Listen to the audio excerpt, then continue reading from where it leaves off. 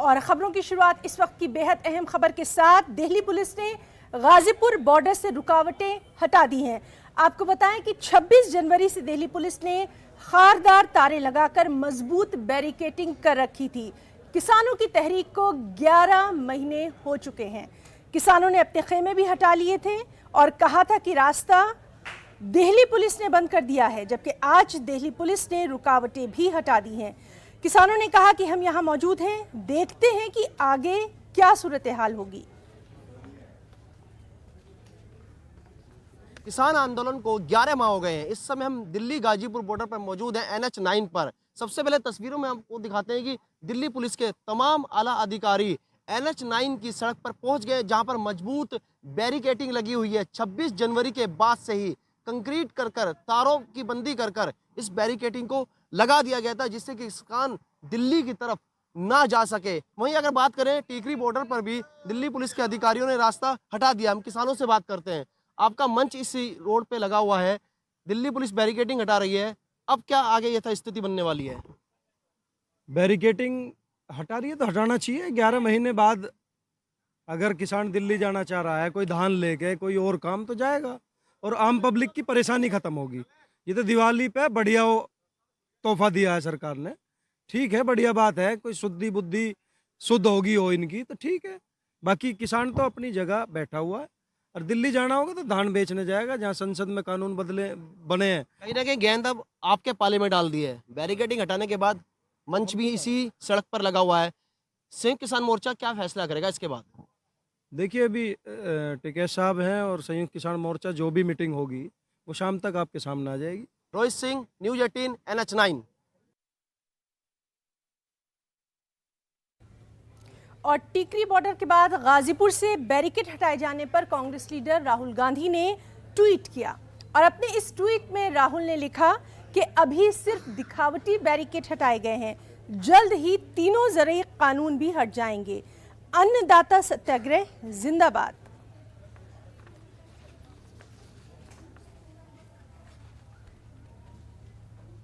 और सिर्फ राहुल गांधी ही नहीं बल्कि वरुण गांधी ने भी किसानों के हक में एक बार फिर से ट्वीट किया है।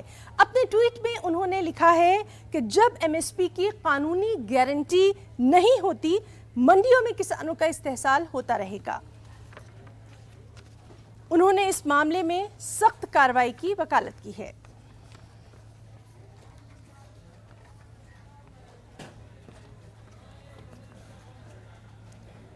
और एक और अहम खबर सियासत की दुनिया से। मगरिबी बंगाल की वज़ीर आला ममता बनर्जी गोवा के दौरे पर हैं, जहां पर ममता मुख्तलिफ प्रोग्रामों में शिरकत करेंगी। उन्होंने इंटरनेशनल सेंटर में पार्टी लीडरों के साथ खास मीटिंग की। उन्होंने कहा कि वो सेकुलरिज्म और इत्तेहाद पर यकीन रखती हैं। मगरिबी बंगाल की तरह गोवा भी मादरे वतन है। वो माहीगीरों और सिविल सोसाइटी के मेंबरों से भी बातचीत करेंगी, उनके मसाइल को भी जानने की कोशिश करेंगी। सिर्फ यही नहीं बल्कि ममता मजहबी मुकामात का भी दौरा करेंगी। दरअसल तृणमूल कांग्रेस गोवा में अपनी सियासी ज़मीन तलाश कर रही है। पार्टी आइंदा असेंबली इंतखाबात लड़ने का ऐलान कर ही चुकी है। 40 रुकनी गोवा असेंबली के लिए आइंदा साल चुनाव होंगे। बीजेपी के 17 अरकान असेंबली हैं, उसे MGP और आज़ाद अरकान की हिमायत हासिल है। कांग्रेस के 15 अरकान हैं।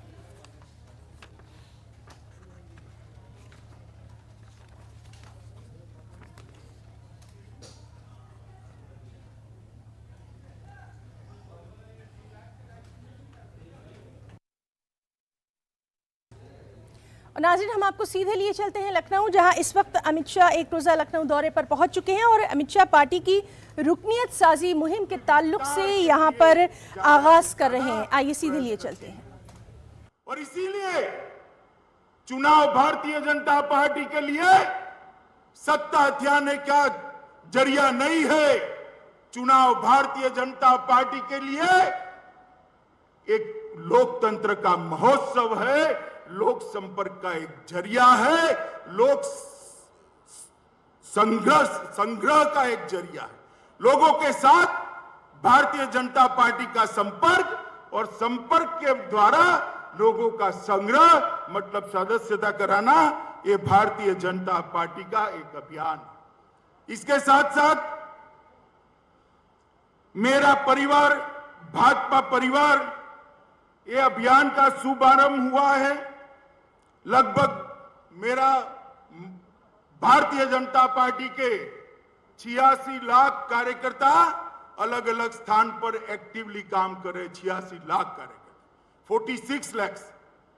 ये सबको मेरा आह्वान है, एक भी घर ऐसा न लग जाए जिस घर पर भाजपा का पट्टी न लगा हो।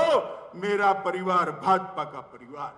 और जब पट्टी लगाने जाते हैं, इनके हालचाल भी पूछना है और मोदी और योगी सरकार ने किए हुए कामों को भी उन तक पहुंचाना है। मित्रों, ये भारतीय जनता पार्टी है जो लोगों की बातों को जानती है। वो जो आप लेकर आएंगे, पार्टी को देंगे। धर्मेंद्र प्रधान और स्वतंत्र देव इसको संकलित कर 2022 से 2027 का अपना चुनावी घोषणा पत्र भी बनाएंगे मित्रों। और ये घोषणा पत्र हमारे यहां कोई एनजीओ नहीं बनाता है। भारतीय जनता पार्टी में घोषणा पत्र कोई सर्वे एजेंसियां नहीं बनाती है। लाखों करोड़ों कार्यकर्ता ये उत्तर प्रदेश की 22 करोड़ की जनता का संपर्क कर उनकी इच्छा को जानकर उनकी इच्छा का एक प्रतिघोष इस घोषणा पत्र में दिखाते हैं। 2017 में भी सैकड़ों रथ निकले थे, लोक संपर्क हुआ था और उसके बाद घोषणा पत्र हुआ था। मैं आज गर्व के साथ कह सकता हूं, इतने सारे पत्रकार हैं, हमारे घोषणा पत्र को उठाकर देख लीजिए। योगी जी और उनकी टीम ने 90% से ज्यादा वादों को पूरा करने का काम कर दिया। मैं तो हिसाब कर आया हूं यहां, क्योंकि मुझे जवाब देना था। घोषणा पत्र मैंने ही रिलीज किया था। उसका 90% वादा योगी जी ने पूरा कर लिया है। योगी जी अभी 2 महीना बाकी है, जितना हो सके 100% की ओर ले जाइए तो जनता मानेगी कि भाजपा जो कहती है वो करती है। मगर मित्रों, वो दिखाई पड़ता है। और ये सदस्यता अभियान 29 अक्टूबर से पूरे दिसंबर महीने तक, नवंबर और दिसंबर 31 तक चलेगा। मैं सभी कार्यकर्ता को आग्रह करने आया हूं, ये उत्तर प्रदेश देश के सबसे युवा प्रदेशों में से। यहां 53% आबादी युवा है। 53% युवाओं को पार्टी के साथ जोड़िए, गरीबों को पार्टी के साथ जोड़िए, महिलाओं को पार्टी के साथ जोड़िए, दलित, पिछड़े, गरीब को पार्टी के साथ जोड़ने का काम भारतीय जनता पार्टी का कार्यकर्ता करे। और इसके साथ साथ पुराने कार्यकर्ता को भी जागरूक करने का काम इस सदस्यता अभियान में भारतीय जनता पार्टी ने करना है। मित्रों, आज दीपावली के अवसर पर मैं उत्तर प्रदेश के सभी कार्यकर्ता और उत्तर प्रदेश की जनता को इसकी बधाई देना चाहता हूं, अग्रिम बधाई देना चाहता हूं। मगर साथ साथ उत्तर प्रदेश के सभी घर पर मेरा परिवार, भाजपा परिवार का तोरण द्वार से सजाकर आप यूपी भाजपा को समर्थन करिए, ऐसा भी मैं आह्वान करने आया हूं। और मित्रों, ये अभियान एक क्रांति और चेतना के रूप में उभरेगा। उत्तर प्रदेश के अंदर कई साल तक ये सपा सपा का खेल चलता रहा और उसने उत्तर प्रदेश को बर्बाद करके रखा। उत्तर प्रदेश और की कानून और व्यवस्था की स्थिति कैसी थी, मेरा तो खून खौल जाता था। पश्चिमी उत्तर प्रदेश से, कैराना से पलायन शुरू हुआ था। यहां लखनऊ के हुक्मरानों का नींद नहीं उड़ता था। आज मैं कहने आया हूं, उत्तर प्रदेश के अंदर किसी की हिम्मत नहीं है पलायन करने की। पलायन कराने वालों का पलायन हो चुका है। हर जिले में दो तीन बाहुबली थे। दूरबीन लेकर मैं ढूंढता हूं, कहीं पर बाहुबली दिखाई नहीं पड़ता है। भाई कहे पर और नाज़रीन, आपको बताएं कि इसी बेहद ख़ास प्रोग्राम से वज़ीर आला योगी आदित्यनाथ ने भी खिताब किया है। उन्होंने क्या कुछ कहा है, आइए आपको दिखाते हैं। प्रधानमंत्री मोदी जी के नेतृत्व में पूरे देश में एक नई राष्ट्रीय चेतना का जागरण हुआ था और देखते ही देखते आज पूरे देश के अंदर न केवल उन मूल्य और आदर्शों की स्थापना के लिए बल्कि भारत और भारतीयता की जो उपेक्षा होती थी, गांव, गरीब, किसान, नौजवान, महिलाएं और समाज के प्रत्येक तबके की जो उपेक्षा पहले होती थी, 2014 के बाद न केवल राजनीतिक एजेंडे और शासन की योजनाओं का लाभ उन लोगों तक पहुंचाने का, बल्कि भारत और भारतीयता का, भारत की अस्मिता से जुड़े हुए मुद्दों और मूल्यों को पुनर्स्थापना करने का जो कार्य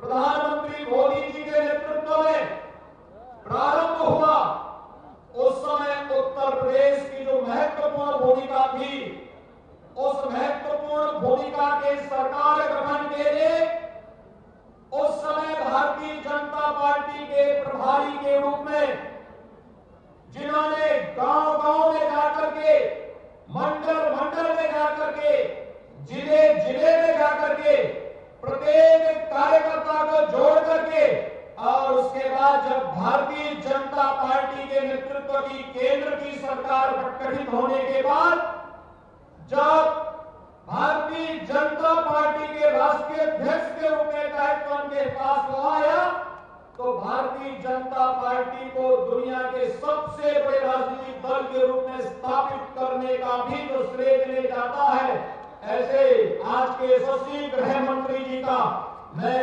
लखनऊ की धरती पर हृदय से स्वागत और अभिनंदन करता हूं। भाइयों बहनों, भारतीय जनता पार्टी ने जो कहा सो करके दिखाया। नाज़रीन, आज़ादी के अमृत महोत्सव के साथ साथ मुल्क में दूध का इनकलाब लाने वाला अमूल ब्रांड भी अपनी 75वीं सालगिरह मना रहा है। इस मौके पर हम आपको बताते हैं कि किस तरह अमूल ने मुल्क और बैरून मुल्क मुकम्मल कामयाबी के साथ वक्तन फ़वक्तन अपना पैगाम पहुंचाया है। अमूल ने एक मुनफरिद अंदाज में अपनी मसनूआत के बारे में मालूमात लोगों तक पहुंचाई है। अमूल का हर इश्तिहार एक नई कहानी सुनाता है। अमूल एक मुनफरिद और दिलचस्प अंदाज में आप तक अपनी बात पहुंचाने की कोशिश करता है। आइए अमूल की एक अनमोल कहानी देखते हैं।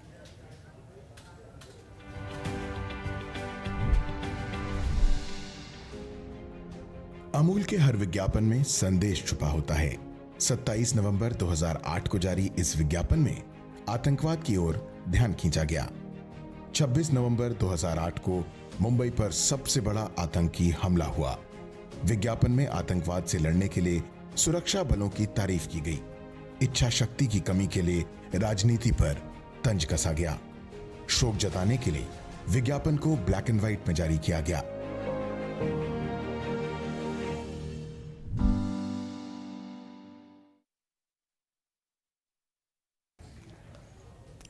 मेघालय का एक छोटा सा गांव जो इस रियासत और मुल्क के लिए सफाई का मॉडल बन गया है।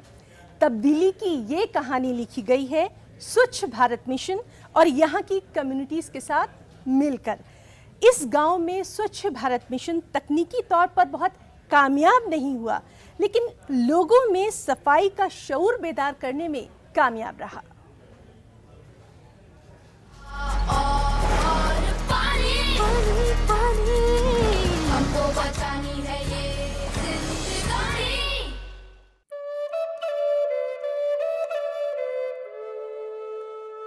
I am pleased to welcome you to this village of Lightmansau, which is located in Malayam Community and Rural Development Block in East Khasi Hills district of the state of Meghalaya. I am proud to introduce you to this village for the reason that this village has become a model for the rest of the country and the rest of the state for various reasons. And one of the reasons is that although the village is a small village, having only around 45 numbers of families, they have been able to make themselves a village that has attained a very high standards of cleanliness and sanitation in individual level and also at the community level. Jingwan jong ka Swachh Bharat Mission kala long ka jingmento yangi kum kinong shong shnong bat kala ai ka jinghikai yangi kum no banginang ban le khot bat ning kong e ka bang kong san kalong banginang ban ba ngilet shaban ngilet pankhana hapoki pankhana om ngilet shabar shaki cloud ki shaki cloud shaki jakai ki bomdei ban bangilet bat kumjo ru ka ai ka hikai ning kong shwayanga kumno banganang ban hikai elagi jong ki khon ki kti begin long ki bale khoi begin yo ya ka jingkot jingkhia ka ba bit ka ba biang स्वच्छता और पानी पानी हमको बचानी है ये जिंदगानी। और खबरों में इख्तिताम से पहले आइए एक नजर डालते हैं आईसीसी वर्ल्ड कप के कल के मैच के नताइज पर।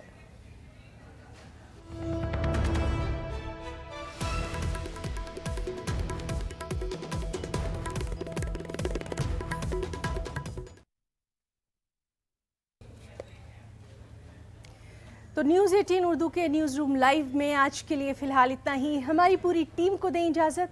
आदाब।